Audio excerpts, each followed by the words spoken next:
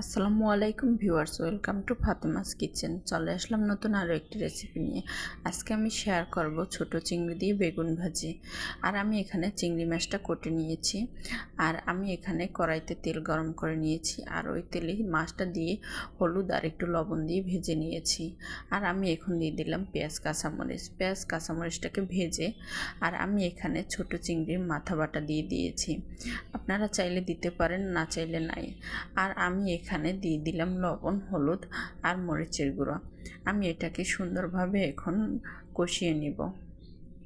আর আমি এখানে বেগুনটাকে এভাবে কেটে নিয়েছি যাতে বেগুনের ভিতর মশলাটা ভালোভাবে ঢুকতে পারে।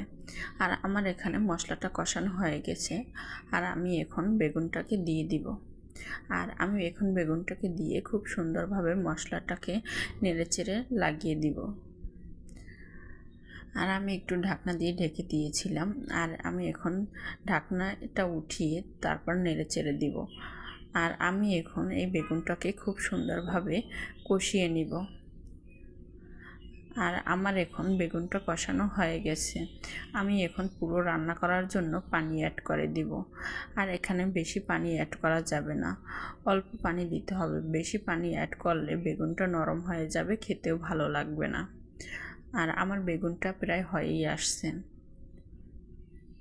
এই যে আমি আলতো হাতে একটু নেড়ে দিচ্ছি, এখানে বেশি নাড়ানাড়ি করা যাবে না, তাহলে বেগুনটা নরম হয়ে যাবে। আমার বেগুনটা প্রায় হয়েই আসছে। আর আমি এখানে ধনিয়া পাতা দিয়ে দিব। আর আমি এখানে ধনিয়া পাতাটা দিয়ে আলতো হাতে একটু নেড়ে চেড়ে সব বেগুনের সাথে মিক্স করে দিব। আর আমার রান্নাটা এখন প্রায় হয়েই আসছে। আর আমি এখন নামিয়ে নিব। ধন্যবাদ সবাইকে, ভালো থাকবেন।